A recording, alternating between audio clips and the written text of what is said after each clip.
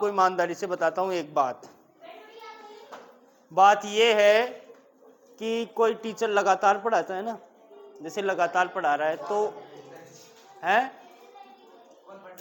तो फिर नहीं पढ़ा जाता बच्चों से, क्योंकि इतना प्रेशर नहीं झेल सकते, वो सहन नहीं कर सकते इतना प्रेशर। इसलिए बीच बीच में थोड़ा सा क्या देना, रेस्ट देना जरूरी हो जाता है।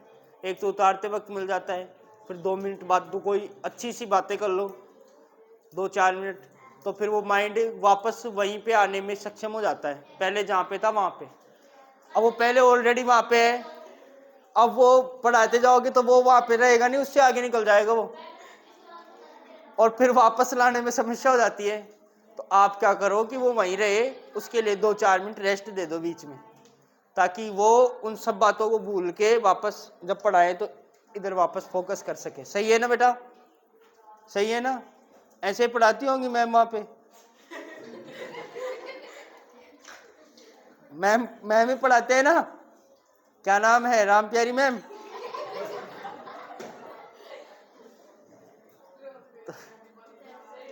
हैं? अरे तो मैं उनकी बात थोड़ी कर रहा हूँ, वो देखेंगे तो कितनी सारी है मैम, मैंने कुछ गलत थोड़ी कहा है, मैं तो पूछ ही रहा हूँ भाई कौन पढ़ाता है आपको। अरे तो मैं भाई मैंने कुछ कहा, भाई कुछ कहा? मैं तो ऐसे पूछ रहा हूँ कौन पढ़ाता है आपको, बस इतना पूछा है। अब तुम लोग खुद ही जबरदस्ती माहौल बना देते, उसका क्या करें? ये कोई मेरा मकसद था कुछ कहने का, जबरदस्ती खुद ही असर पड़े, ये झूठा है, माहौल बना देते हैं। देखो बेटा 7वां प्रश्न इंपोर्टेंट है, 8वां भी इंपोर्टेंट है ना, तो दोनों क्वेश्चन इंपोर्टेंट है, तो आप इनको इंपोर्टेंट लगा लेना। देखो शानदार तरीके से समझते हैं 7वां और 8वां ना, थोड़ा इधर देख के समझना। देखो पहले तो क्वेश्चन देखिए, बिंदु ए के निर्देशांक हमें ज्ञात करने हैं, जहां ए बी वृत्त का क्या है, व्यास। सर व्यास क्या होता है? जो परिधियों को परिधि से मिलाता है, एक परिधि से जाता है दूसरी परिधि तक, कहां से जाता है? केंद्र से होता हुआ जाता है, उसको क्या बोलते हैं? व्यास। उसका आधा होती है त्रिज्या, ठीक है। अब देखो वृत्त का जो व्यास है उसका नाम दिया है इसने ए बी, और जिसका केंद्र भी दे रखा है कितना, 2 और माइनस का। अब देखो बेटा क्या बोला है, ध्यान देना इधर, आगे क्वेश्चन बाद में पढ़ते हैं, पहले चित्र बनाते हैं इसका। जो बोला है वो बोला है कि एक क्या है, आप गोल बना लेना थोड़ा है ना, एक है वृत्त और एक है वृत्त का व्यास।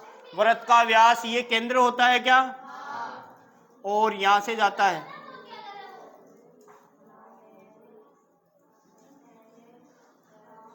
ये केंद्र है बेटा, ठीक है। ये देखो ये परिधि से परिधि को मिला दिया इसने, ठीक है। ये बिंदु है ए, ये बिंदु है बी, और ये बिंदु को मान लेता हूं मैं बीच वाले को ओ, ठीक है ना, केंद्र ओ मान लिया मैंने। अब इसने क्या कहा है बेटा कि केंद्र के निर्देशांक तो हैं कितने, 2 और -3। केंद्र कौन सा है सर? ये है। सर इसके निर्देशांक तो दिए हैं इसने खुद ने, 2 और माइनस का। सर इसने बाद में बी के निर्देशांक भी दिए हैं, तो बी के निर्देशांक 1 और हमसे क्या पूछा है, इसके निर्देशांक। तो इसके तो हमें पता नहीं है, तो हम x और क्या मान लेते हैं, ठीक है। कोई दिक्कत है क्या चित्र बनाने में? कोई दिक्कत नहीं। हमें x का मान चाहिए, y का मान चाहिए। हमें पता है कि ये केंद्र से इधर वाली दूरी क्या होती है, क्यों, त्रिज्या है ना। सर ये टोटल 2 सेंटीमीटर है, तो इधर भी 1 है और इधर भी, ये टोटल अगर 20 सेंटीमीटर तो इधर भी 10 है और इधर भी 10। इसका मतलब ये बीच वाला पॉइंट बीचों बीच, तभी तो आधी आधी है। अगर ये पेन 5 सेंटीमीटर का है तो 2.5 इधर 2.5 इधर, मैंने बीचों बीच से पकड़ा है। तो अगर मैं साइड से पकड़ूंगा तो नहीं कह सकता ना 2.5 इधर 2.5 इधर, मैं कहूंगा अगर मैं बीचों बीच पकड़ता हूं, ये 10 सेंटीमीटर का है तो 5 इधर और 5 कब आएगा ये, जब बीचों बीच से। तो सर ये केंद्र होता है ना जो वृत्त का, वो बीचों बीच होता है। तो मध्य बिंदु के निर्देशांक पहले ही दे रखे हैं इसने, तो इसी से अपन निकालते हैं। तो मध्य बिंदु के निर्देशांक निकालने के लिए x1 प्लस x2 बट्टे में y1 प्लस y2 बट्टे में, सर ये x1 प्लस x2 बट्टे में 2 किसके बराबर होता है? x के बराबर। कौन सा x चाहिए? इसको x1 मान लो, इसको y1 मान लो। ये x1 और ये क्या होता है? x और ये x2 और तो आप लिख देना अगर कंफ्यूज हो तो, यहां x बराबर तो कितना है? 2, y बराबर माइनस का, x2 बराबर कितना है? और y2 बराबर कितना है? x1 बराबर x1, y1 बराबर x1 y1 का तो मान हमें निकालना है। तो सर हमें पता है x बराबर x1 प्लस में x2 बट्टे में, ये x के निर्देशांक आते हैं। तो सर x वाला निर्देशांक हमें ऑलरेडी दे रखा है, कितना दे रखा है? 2। तो यहाँ पे रखा मैंने 2 बराबर x1 का मान तो नहीं है, प्लस है तो x2 का मान है 1 बट्टे में कितना है? अब ये 2 भाग में है, इधर आएगा तो 2 को 2 से गुणा करेंगे तो 4। सर 4 बराबर x1 प्लस में कितना बचा? ये 1 है प्लस का, इधर आएगा तो सर 4 माइनस में हो जाएगा बराबर में, तो x1 का मान कितना आया बेटा? तो सर बिंदु A का जो निर्देशांक है उसमें जो x का मान है वो कितना है? अब हमें किसका और चाहिए? सर y1 का मान चाहिए। तो y1 का मान निकालने के लिए फिर से क्या लगाएंगे? y बराबर y1 प्लस बट्टे में 2। आप बोलोगे सर y बराबर है y1 प्लस में y2 बट्टे में, बोलो कोई दिक्कत? तो सर y का मान तो हमें ऑलरेडी दे रखा है, कहाँ पे है? ये रहा, माइनस का बराबर y1 का मान तो नहीं है, प्लस y2 का मान बट्टे में कितना है? सर ये 2 किस में है? क्या हुआ?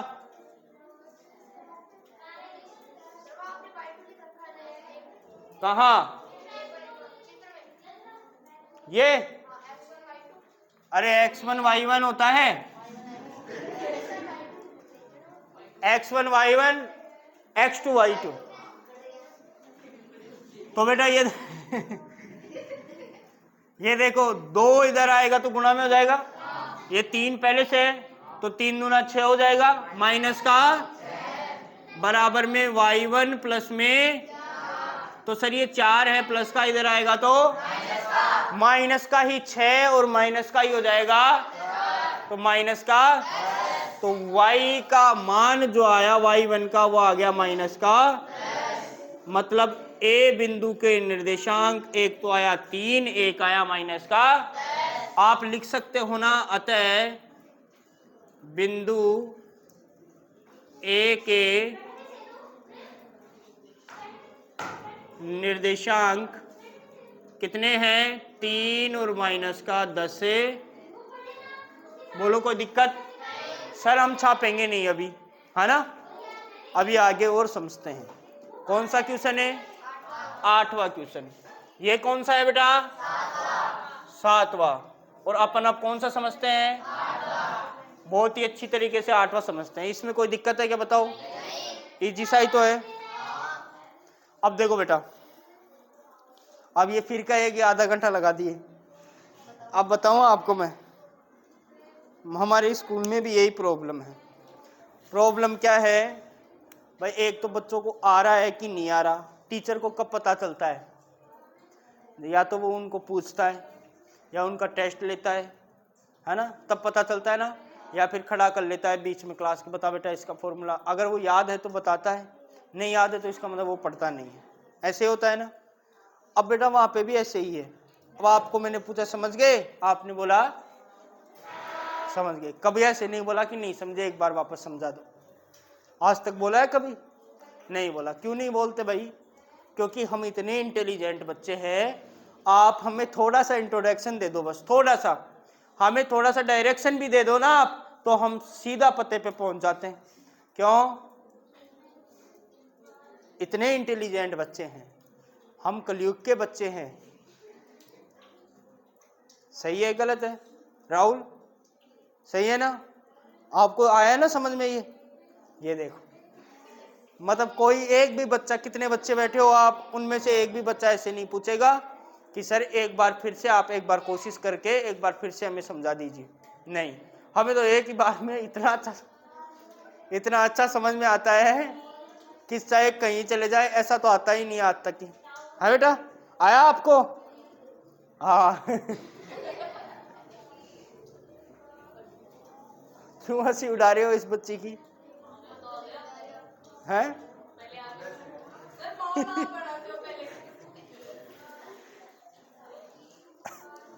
देखो बेटा, अब क्वेश्चन नंबर कौन सा? अरे ये कल आएगी नहीं। अरे बेटा कल आओगे पक्का? कहीं घर जाके ऐसे कह दो, वहां पे तो बेवजह मजाक उड़ाते हैं ऐसे। हैं? पक्का आओगे ना?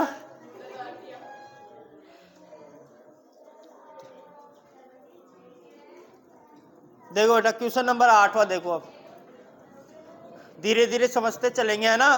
देखो समझो, चाहे 2 क्वेश्चन ही चाहे 3 ही, लेकिन अच्छे से समझना। देखो क्वेश्चन नंबर 8वां इंपोर्टेंट है बेटा, इंपोर्टेंट नहीं है, मोस्ट इंपोर्टेंट लगा लो इसको। चाहे कह रहा है कि यदि ए और बी क्रमशः बिंदु है माइनस का 2 माइनस का 2 2 और माइनस का 4, मतलब जो पहले ए लिखा हुआ है ना, तो पहला बिंदु किसका है? ए का। बाद में क्या लिखा हुआ है? बी, तो बाद वाला बिंदु किसका है? बी का। तो बिंदु पी के निर्देशांक ज्ञात करने हैं। ए और बी के तो दे रखे हैं, पी के हमें, पी इनके बीच में कहीं स्थित है, तो उसके निर्देशांक अपने को निकालने हैं।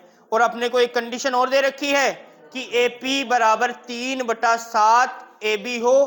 पी है रेखाखंड, कहां पे स्थित है? ए बी के ऊपर। ए और बी कोई रेखाखंड है, उसके ऊपर क्या स्थित है? पी। जैसे मान लिया मैंने कि सर ये ए बिंदु है और ये क्या बिंदु है? बी।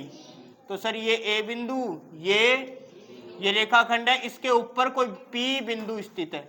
इसने नहीं बोला मध्य में स्थित है, मध्य में बोलता तो अपन x1 x2 लगा के निकाल लेते। इसने बोला इसके ऊपर कहीं पे स्थित है, इधर इधर इधर। अपन ने यहाँ पे मान लिया है कि माना यहाँ पे स्थित है। तो सर इसके निर्देशांक अपने को बताने, किसके? पी के।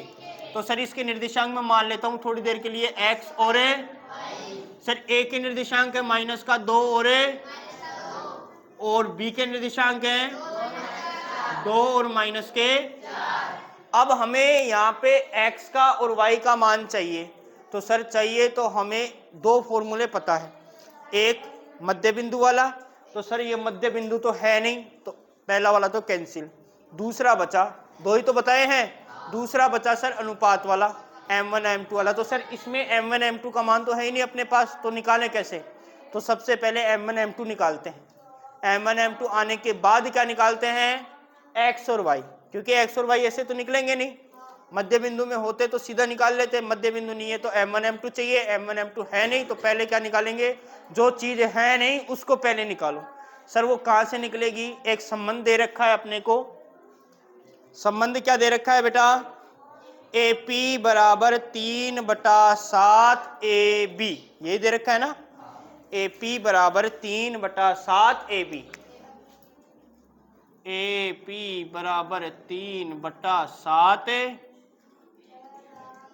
ये संबंध, इस संबंध से m1 m2 निकलेगा। कैसे निकलेगा ध्यान देना।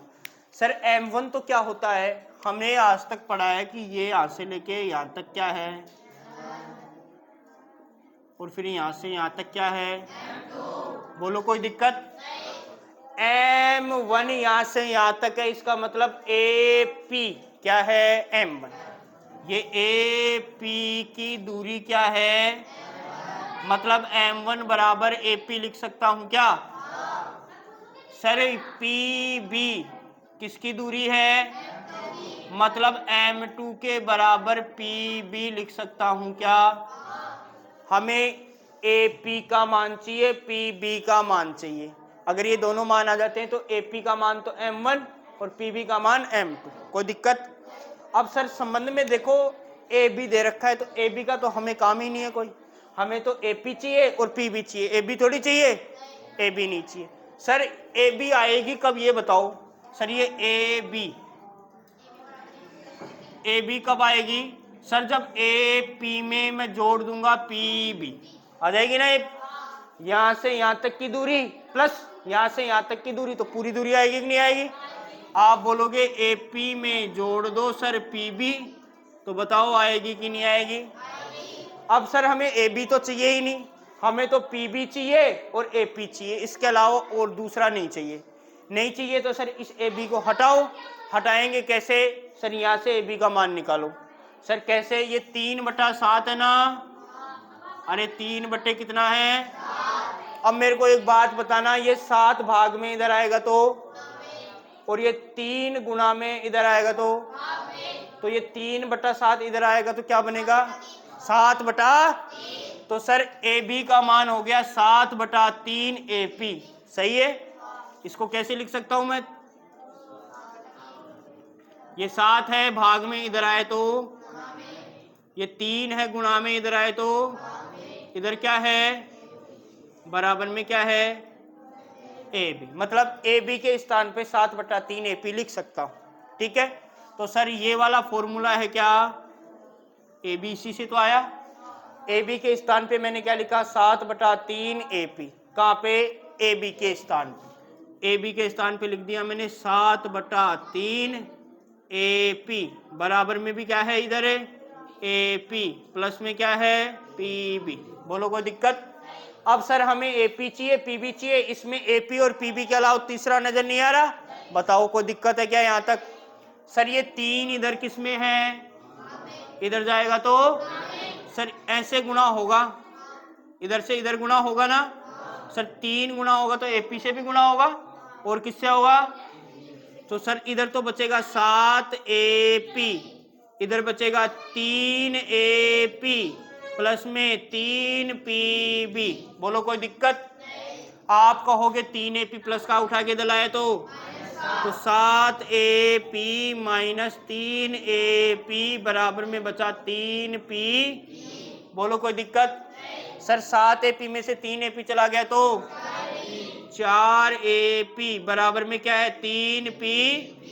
सर पहले m1 चाहिए, m1 का मतलब AP चाहिए, तो AP को इधर रख लेता हूं मैं, ये 4 गुणा में इधर भेज देता हूं और ये PB गुणा में इधर लेके आ जाता हूं, तो सर AP रह जाएगा इधर, बट्टे में क्या आ जाएगा, इधर पहले से कितना है बट्टे में क्या आ जाएगा, तो सर AP का मान कितना, AP का मतलब m है, PB का मान कितना, PB का मतलब क्या बताया, m1 भी आ गया m2 भी आ गया। अब x और y का मान हम निकाल लेंगे, कैसे, x1 y1 x2 y2 m1 m2 सब मान आ गए।